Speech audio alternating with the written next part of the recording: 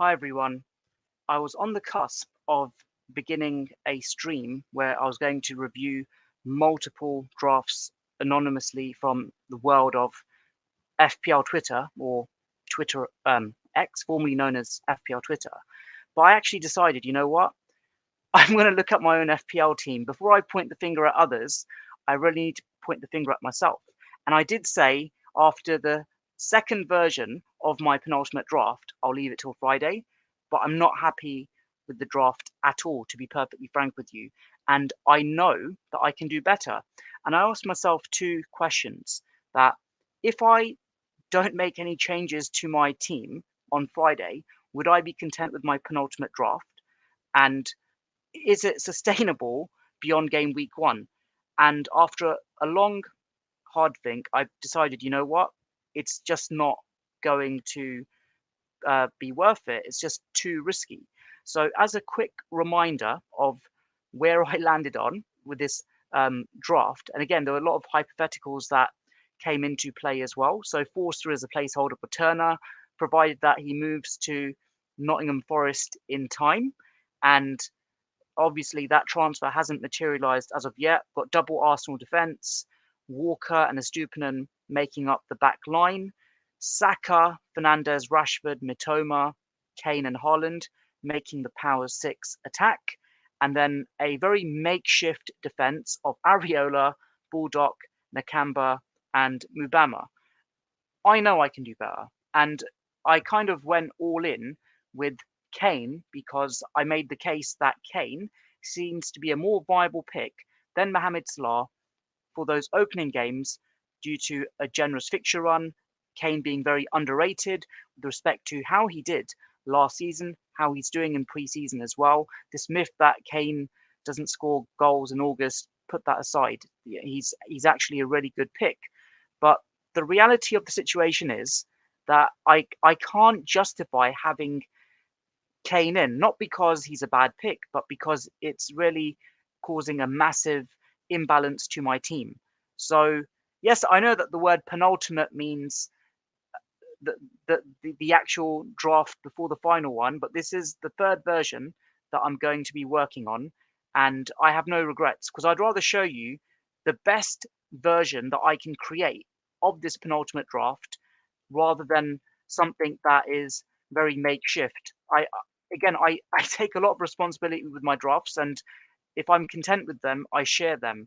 And I kind of felt that I was trying to just make it work for Harry Kane, basically. And I wish I could, to be honest with you. But I'm going to show you a way in which I can make a very balanced team by making a few modifications here and there.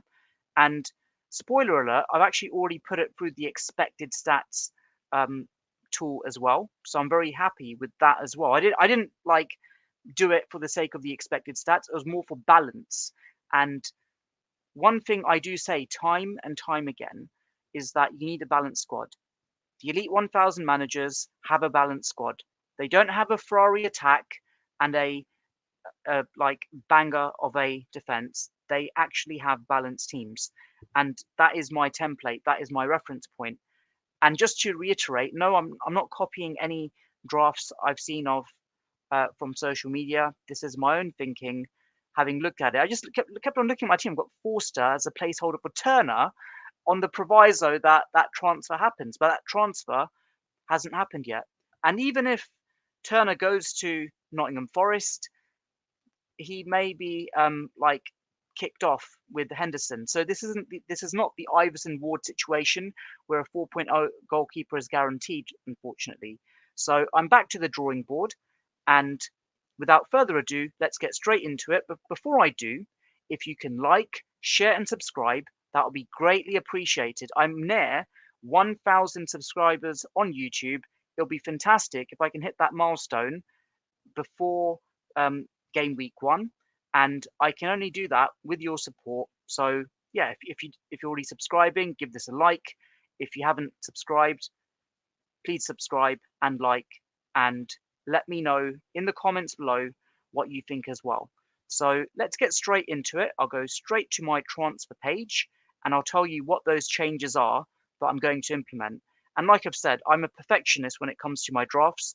And look, it's I just can't sleep on having Forster as a placeholder for Turner, and yeah, it's not going to work. So here is the transfer screen, and straight from the get-go, out goes Forster. So can't justify him. I'll even kick out Areola because Areola doesn't seem to be the guaranteed 4.0 keeper for West Ham as of yet. Then again, Fabianski did concede a few in the last match, so who knows? But I'm going to get rid of him as well.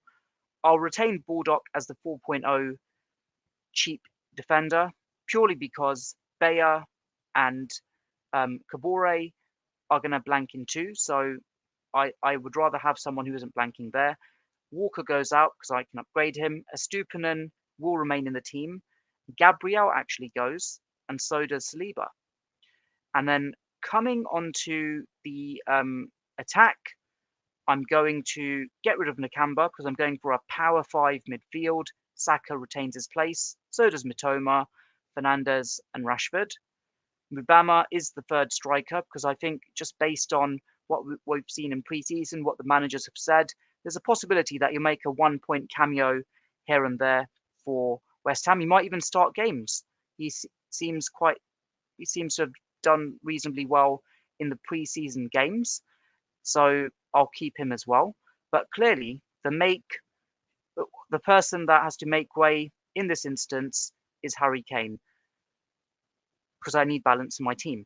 And I just want to remind everyone that this isn't like FPL of old where we're limited to the number of premium players that we can get. And as a result of it, you look at Harry Kane in terms of his percentage owned, he's owned by like 14% of FPL managers. So if he bangs in a hat trick on that opening weekend, I'm not going to lose out massively there. So out he goes. And the player that I feel that can offer me the correct balance, who's looked reasonably sharp over the past few seasons, as well as also in the 22-23 season, is Ollie Watkins. In he comes.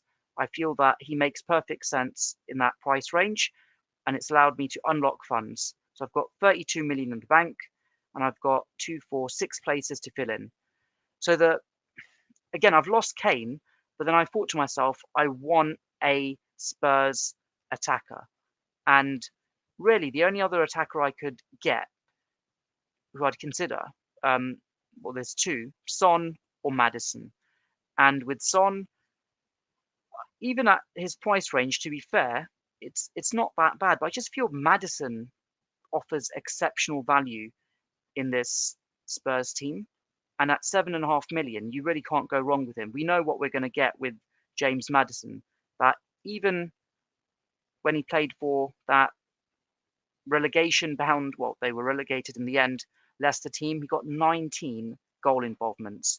And I made the case that with Harry Kane, he was in a poor Spurs team last season. He got 39 goal involvements. So I feel that they will hopefully dovetail quite nicely in terms of goal involvements for this Spurs team with an attacking manager. So in comes Maddison, and that basically means I can have a more balanced defense. So coming on to Manchester City, I did make the case for Kyle Walker as the best 5.0 defender from Manchester City. I made the case that he has started initially from the previous seasons under Pep. He also finished the season under Pep as well in 22-23. But then if I've got the extra $500,000, I'm going to get John Stones. I know that Ruben Diaz has the extra X-Mins potential, but when you've got a defender with that out of position potential, you've got to get him in at 5.5 million for the treble winning champions in FPL. It just makes total sense.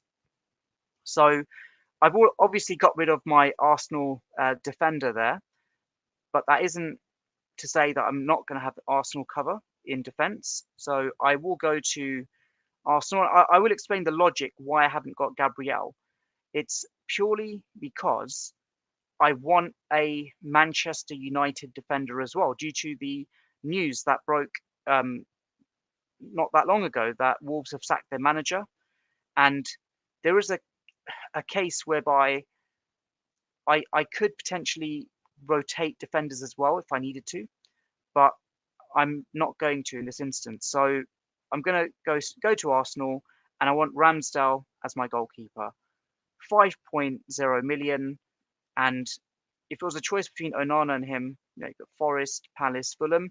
Of course, there's a significant development with Raya potentially joining Arsenal as well. So he'll have stiff competition with Ramsdale in the team. So that is a cause for concern, but I'm happy to keep him for the time being. And then coming on to my next defender, it's going to Manchester United, and it is Luke Shaw. Again, one thing I really feel annoyed about Luke Shaw is you look at the attacking opportunities that he does get in that Manchester United team. Doesn't really get that many goal involvements. He had 5 last season, 3 the year before that, 6 the year before that. Like Luke Shaw should be getting 8+. And you'd hope that with the way they're playing under Ten Hag, that maybe that'll be what he could potentially get this season. So I feel that with Luke Shaw, I want to attack that opening fixture. Got Spurs in the second game week. I'd start him then as well. Forest, okay, Arsenal potential bench one option, but I'd pretty much start Luke Shaw if I retained him for my final draft up until game week 8, to be honest, with game week 9. So I feel that that's a no-nonsense pick in a very attacking Manchester United lineup. So in comes Luke Shaw. So that leaves me with 8.5 million in the bank, with 2 players still to pick. And I feel that I've really overlooked Chelsea assets, and I really wanted to get in Chilwell or James, because I feel that they offer exceptional attacking prowess, as we've seen. Like just James in particular, you see the goal involvement. He had 14 goal involvements in the 21-22 season. Obviously, got injured last season, and then you got Chilwell, who got 9 in the 2021 season. Again, he's suffered from injuries in the past 2 seasons as well. So there's a lot of potential there in this Chelsea team under Pochettino as the new manager. But what I'm going to do, because I just want to see how this Chelsea team does as well, and I'd rather pay 5.5 million for a Stones and for a Shaw under the systems that we've seen them play in than a Chilwell or a James right now. But I want that Chelsea cover purely because they have that good run of games from game week 2 onwards, from West Ham, Luton, Forest, Bournemouth, Villa, Fulham, Burnley, basically up until the second international break. And I'm not making these changes just so that I've got a team that's geared towards the second international break wildcard. That isn't my intention. I'm doing this because I want it that if I didn't make any more changes after Friday, would I be content with the team? That is the honest truth. And I want to be content with the team that I ultimately have. So that's something that I am definitely factoring in this instance. So the other Chelsea defender that I'm going to be bringing in this instance is he's 4.5 million.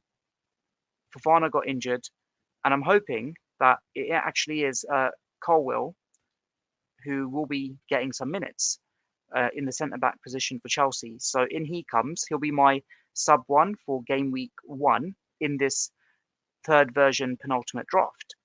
So no complaints there. Now what that leaves me with is my final 4.0 million slot in goal. And again, I can't get Turner in this iteration right now. Actually, I can, because I haven't got triple Arsenal now. I think the issue was I had double Arsenal defense and Saka, so it wouldn't let me get him in that instance. So I've really got the option. Should I get Areola in, or should I get Turner in? And the Turner move should pretty much be confirmed relatively soon. So I think that might be the best way forward. But then, of course, if Henderson joins Nottingham Forest not long after, then I've kind of just got a dud sub 4.0. But yeah, I'm not really massively fussed in having a starting 4.0 keeper when I've got a starting 5.0 keeper. So it's not too much of a problem in that instance there. So what I will be doing is I will be picking Turner. Of course, Turner is still an Arsenal player at this moment in time.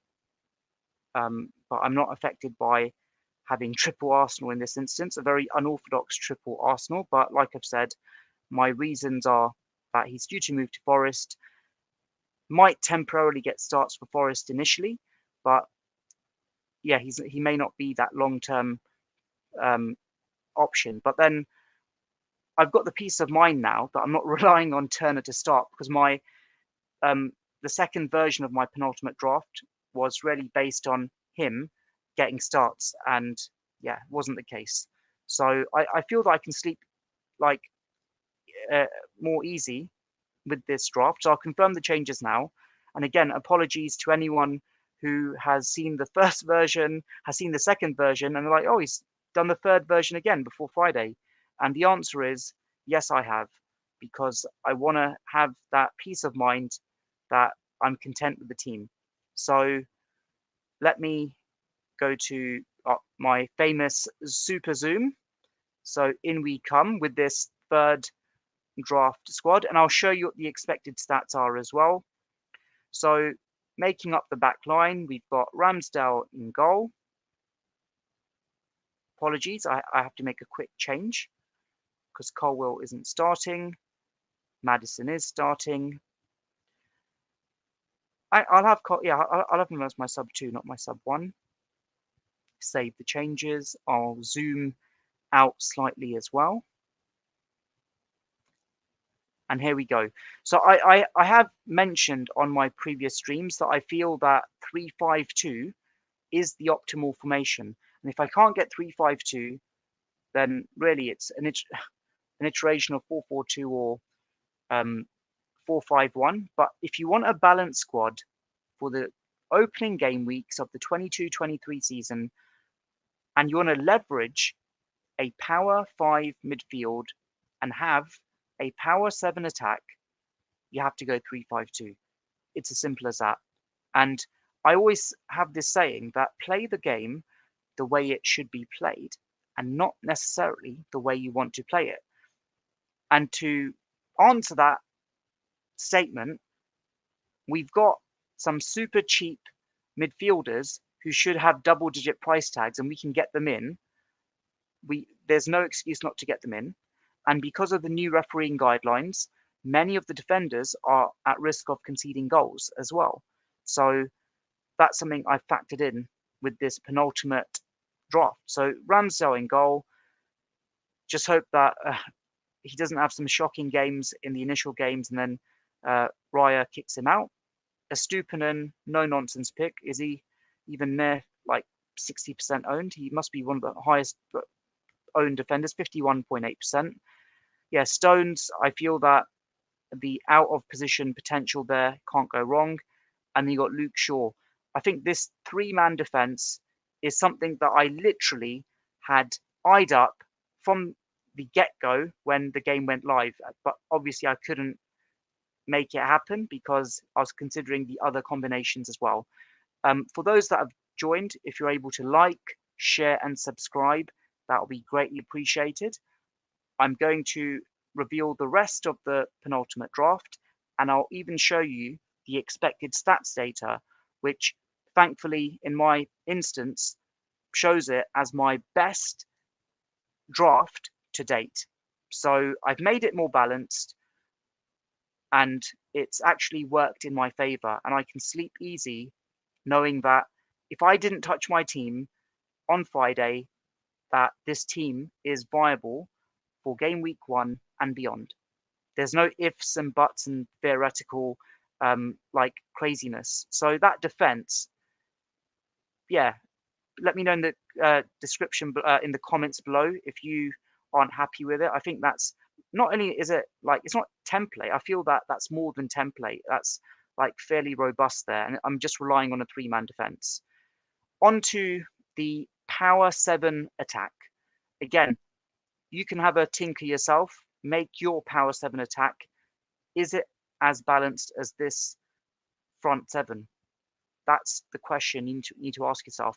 Mitoma, 6.5 million. X-Min's guaranteed when they've got like these, like they've got a flurry of attackers at Brighton now, but you'd argue that Mitoma is the most nailed on just for minutes. So I'm fairly content with that. But in terms of like X vibes, maybe there are other more exciting players, but he is a lock for me due to Brighton's generous opening run of games. So no complaints there. Rashford and Fernandes hopefully will tear up Wolves, managerless Wolves, or albeit they might have their new manager, Gary O'Neill, by game week 1. Makes perfect sense having that double up when you've got Fernandes. I've made this case about like Fernandes in my earlier drafts that it's crazy to think that this this player had like 32 goal involvements not that long ago and a price tag of what 10.5 million. He peaked at 12 million as a starting price from the season before, and now he's like 8.5 million. He's literally a cheat code. He's the captain of Manchester United as well, so it makes perfect sense to have him for this double up and for United's opening fixtures. You got Saka, again, another cheat code in FPL this season. He really should be like 9.5 or 10 million easily. You've got someone who's got like 26 goal involvement and it's 8.5 million. It's absolutely crazy. In seasons gone by, we've had like 8.0 midfielders who have had like far less goal involvement. So he makes perfect sense. And then Maddison, I wanted attacking Spurs cover. Harry Kane is the player that I wanted ultimately. I couldn't get. I've gone for Maddison because I feel he'll dovetail nicely with Harry Kane and with the new manager at Spurs. And again, we've got the proven pedigree of Maddison in the Premier League. Yeah, he's no Harry Kane in terms of like goals scored, but look at that. 19 goal involvements last season for a relegated Leicester, 23 goal involvements before that. So already he's got like 42 goal involvements from the past 2 seasons. Like his stats, just look at them. He's progressively gone better from when he started up until now. Obviously, last year a bit of a dip for the goal involvement situation, but hey, they got relegated and still almost matched his tally from 21-22. So I think I can justify having Maddison. And look, they've got Brentford in that opening game. If Flecken's their goalkeeper, he's not really looked really that amazing in pre-season so far. Of course, United match, tricky second fixture, but then you think there's goals in that match with Spurs and United. Then you've got Bournemouth, Burnley, Sheffield United. You've got the derby with Arsenal. So there are plenty of games there where goals are to be created and goals are to be scored for Spurs. So no complaints there. And then coming on to my strikers, Watkins and Haaland. Haaland, obviously, don't even have to explain why. The question I've got is, am I still content in captaining him? I want to go safe on captaincy. Haaland is the go-to captaincy pick on my poll so far, and I'll revisit that poll on FPL Hints Live on Thursday night to see what the percentages are. If I had to pick another captain, like there's definitely a case for Saka and Rashford, but for now, Haaland's a captain. Ollie Watkins, can't go wrong with him. With Unai Emery, it's been really sensational. Yeah, tricky opening game for Villa against Newcastle, but more than capable of scoring in that match. And the bench, again, it's a cheap and cheerful bench, but the difference is I actually have like not complete fodder on the bench now. So Turner, 4.0 goalkeeper, might get games for Forest, but doesn't matter if he doesn't. Baldock, 4.0 defender for Sheffield United. I might need him for some of the trickier games for my other players, but then I've got Colwill, who can sub on from game week 2 onwards for many of the other fixtures, and Mubama for the cameo dud sub appearances. He might even start for West Ham, who knows? But yeah, it's good to have a sub 3 that can get some minutes. So, like I've said, that's all well and good. And I put it through the expected stats, and I'll put the link in the description below for the expected stats. I'm using this tool from DraftHound, and with how it's been calculated, there's a lot of different like market factors, historical data that they factor it all in by. But as we can see, 62.8 is my projected score, x FPL points tally, if you want to put it another way, for game week 1. Points across the board in midfield and in attack. It looks like I've got a clean sheet. Well, not a clean sheet. I've got a fantasy return for each of my defenders. Surprised Ramsdale is at 3.8 for points. I thought that perhaps he'd be more locked in for a clean sheet there. But look, no complaints. 62.8 xFPL points. Surprisingly, the average ownership here is only 29%. That's really interesting. I guess it's factoring in some of the lower owned players as well that I've got on my bench who probably may not even start. So yeah, look, no complaints at all on that front. So there you have it. I feel that I'm more content with this draft. Like I've said, I didn't want to leave it on a if this, if that scenario. It's just simply not worth it. You'd rather have your penultimate draft almost be your final draft. And I can honestly say now that based on what I've seen with my first version of the penultimate draft, the second version of the penultimate draft, and this third version, I'm far more content with this version. I know that between now and Friday, there'll be a lot of FPL managers who will try and shoehorn in Harry Kane. They'll try and shoehorn in Mohamed Salah and the like. But I'm going for balance. And well, yeah, I'd be more worried if Mohamed Salah and Harry Kane had ownerships that exceeded 30%. And I look at my FPL team now, as it is, who are the glaring misses? Clearly, I've got no Liverpool assets. And with Mohamed Salah, it's got a fantastic game week 1 record. Then you look at the fixtures for Liverpool from up until I think game week 8 or 9. They're not exactly the easiest of fixtures as well. So Liverpool definitely would want to have a better start to what they did in the 22-23 season. So that is something that will be an issue. But then you look at that Liverpool team as well. You've got. I'm not saying that Mohamed Salah's X-Mins are affected. They're not. He'll be the best X-Mins player for Liverpool. But the question you ask yourself in the case of Liverpool is, where are all their goals coming from? And it kind of feels like they'll come from like across midfield and that front line. Look, if Darwin starts capable of scoring, same with Gakpo, same with McAllister further down, the new Hungarian signing, Mohamed Salah, of course, and many others who are able to score in that Liverpool team. So, yeah, of course, if Liverpool do fantastically well in the first game and second game, I'll probably panic and try and shoehorn him in. And that's a question I do have to ask myself, that how would I shoehorn Mohamed Salah in? And it would be for game week 2, really, for Bournemouth, if I wanted to, and then go onwards. But I really hope that that situation doesn't materialize, because as I've mentioned in this video, I've got a very balanced squad, a very solid defense, very solid midfield, and a very solid front line there as well. I wanted a power 7 midfield.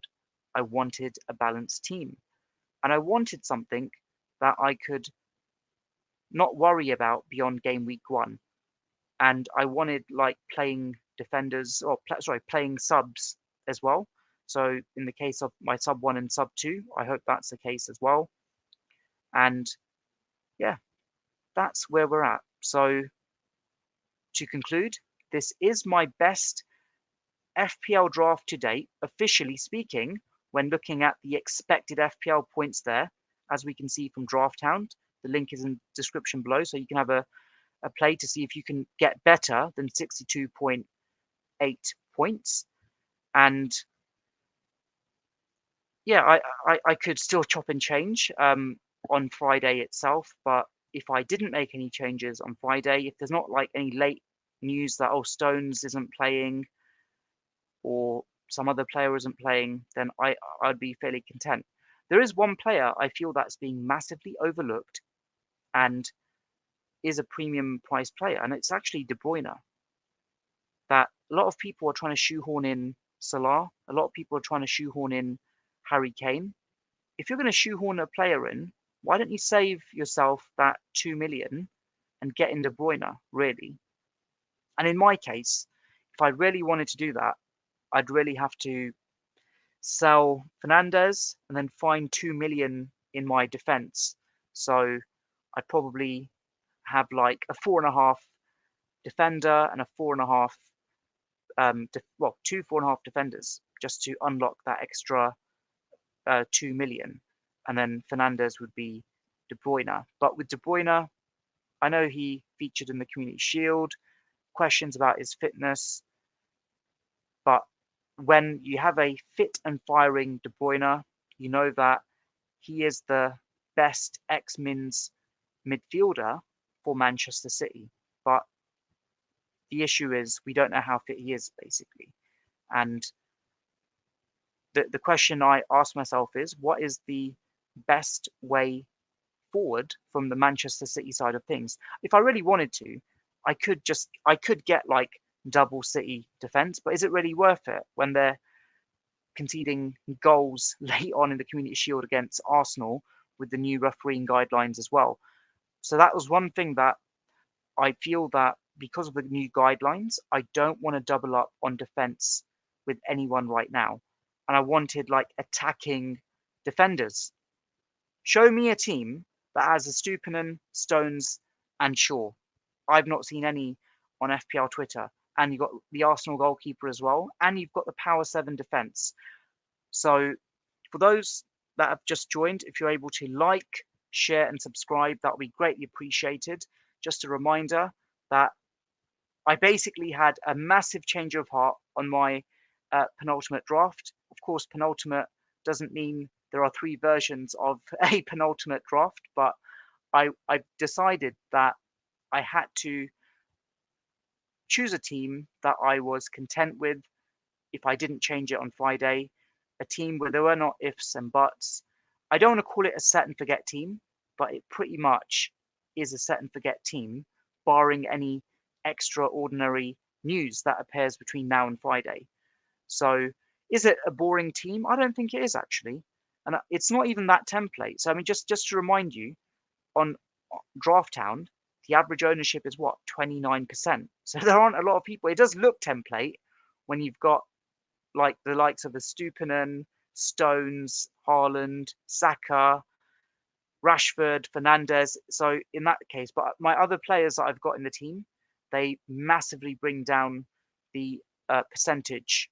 So in the case of Maddison, for example, I think Maddison's ownership is what, 13%, and then some of the others are far less as well. So yeah, 29% owned.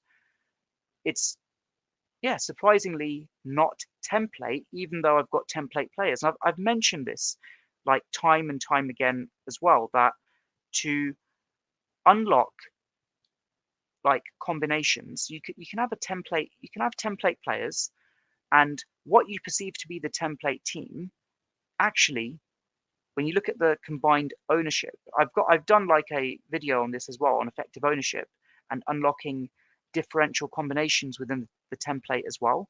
That there are, it's not, the template might seem like the template, but then you look at the combinations, there's not a lot of people that own those combinations. And as I've demonstrated with this draft, you can have a balanced draft with a solid defense where you don't just have like non-attacking defenders. I'd argue in the case of the 3 defenders there, there is an attacking prowess. And okay, in the case of Stones, it's just more of an out of position potential there. But then I look at that midfield. If I really wanted to, yeah, I could downsize Maddison for Mbuemo, and then I could like have an extra million sloshing about. But what would I do with that extra million? I don't want to upgrade my bench, that's for sure. I could actually upgrade Colwill to Reece James or Ben Chilwell, but then it would be a bit. It's just strange having them as a sub one, even for game week one as well. But I wanted attacking Spurs cover. I wanted Harry Kane. I concluded that I just simply could not justify having Harry Kane without wrecking the entire squad. So yeah, out he went. And Maddison is almost like, does Maddison cover Harry Kane? He probably doesn't. But if Harry Kane is going to score for Spurs, you'd hope that Maddison has a good chance of being involved. So that's my justification, really. And I'd really like to hear what you guys think on this squad. That have I got the balance right? And I'll put my like version 1, version 2, version 3 in the description box as well, just so that you can compare and contrast. But I feel that I've got the balance right. And if you said to me that, does this check all my boxes? Is this the formation I wanted? Yes. 3-5-2 is the formation I wanted after confirmation of the refereeing guidelines, confirmation of the FPL prices being ridiculously cheap for the midfielders. So nothing wrong with that at all. But you've got to ask yourself the question, what is it that you want from your own FPL team? That if you want to copy content creators, that's completely fine. If you want to go against the template, go full on differential, that's completely fine. If you're just someone who will log in, log out every now and then, that's completely fine as well. I'm not creating a team to win FPL. I'm creating a team to secure a top 10k finish. That's been my intention for every season that I've played FPL as an addict. But my methodology has changed from being an aggressive manager to being a more conservative and like pragmatic manager. And that's allowed me to secure back-to-back top 5k finishes not that long ago. And then last season was a bit of an anomaly for me and had to do a lot of back swimming with my overall rank, but had a fantastic finish and still secured a top 1% overall rank in the end there as well. But I look at the faults as well. Again, I've praised my team for what it is, and it is a balanced team. Missing parts, Mohamed Salah, really, that's the only missing player. I mean, are there any other Liverpool players I'd consider? Trent Alexander-Arnold, if he had a better run of games, absolutely. I would have shoehorned him in like there was no tomorrow. I probably would have got rid of Shaw and then get an extra 2.5 million from somewhere and shoehorn Trent Alexander-Arnold in. Then I then asked myself the question, do I want Mohamed Salah or do I want Trent Alexander-Arnold? And the answer was, I want Mohamed Salah. Tried making it work for Mohamed Salah, then realised actually Kane's the same price. And over the course of the past 12 months and pre-season, or more so the past 12 months, Kane has been the more informed player. Almost matched Haaland for FPL points last season as well. And then it led me to the conclusion that I'll make do with Maddison. And I know that Maddison isn't a popular pick. Not really a differential at 13%. And I look at this squad actually.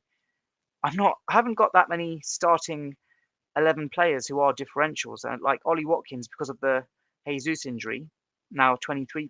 I had him when he was a lot less. So I sold Jesus for Watkins before Jesus' injury was confirmed. And I'm just trying to look for any differentials I've got in this starting 11 really quickly. I think Luke Shaw, what's he at? 27%. I think John Stones is super high, but let's have a quick look here as well. 29%. Estupin obviously it's 51%. But I think Ramsdale might be one of my differentials there because a lot of people have gone for Gabriel. So Ramsdale, 20%. There isn't. So really, Maddison is my only differential in this team, remarkably. It's a very template-heavy team, a very balanced team, but a team that I am content with. So let's do a quick compare and contrast. I've got my old team still up here, just before I go. So look at that. Forster as a Turner, as the Turner placeholder. The back line of Walker, Saliba, Gabriel, Estupiñán. This is the old one. Again, same 4 out of 5 midfielders. Then you had Kane and Haaland. So the question is, was it really worth it for me getting Kane in to wreck the team's balance? And the answer is it wasn't.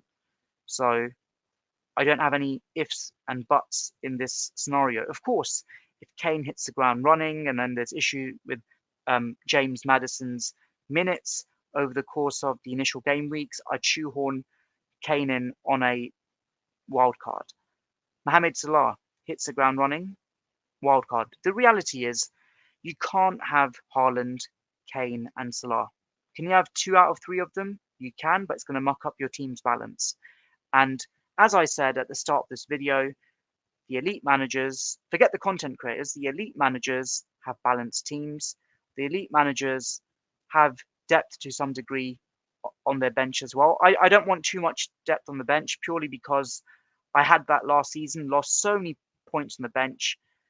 I don't really want too much cash in the bank either, purely because I just want to maximize the money that we have.